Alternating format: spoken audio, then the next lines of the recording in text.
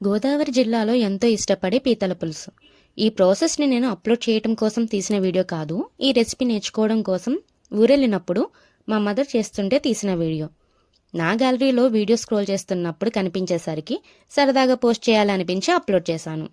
But ఈసారి ఇంటికి వెళ్ళినప్పుడు కంప్లీట్ రెసిపీని మా మదర్తో వండించి ఫుల్ వీడియోని ఖచ్చితంగా నా ఛానల్లో అప్లోడ్ చేస్తాను. నాకైతే పీతల పులుసు చాలా చాలా ఇష్టం అండి. మరి మీలో ఎంతమందికి ఇష్టమో ఖచ్చితంగా కమెంట్ చేయండి.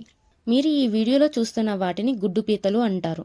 నాకు తెలిసి గోదావరికి బాగా తెలిసే ఉంటుంది గుడ్డు పీతలతో చేసే కర్రీకి, అలానే నార్మల్ పీతలతో చేసే కర్రీకి ఉన్న డిఫరెన్స్. నార్మల్ పీతలతో పులుసు చాలా బాగుంటుంది.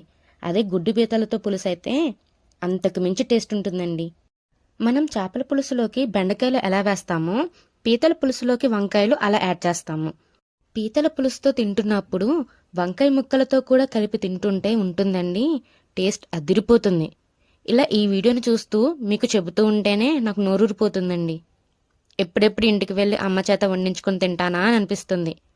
వేడివేడి అన్నంలో పీతల పులుసు కలిపి తింటుంటే ఆ రుచే వేరు.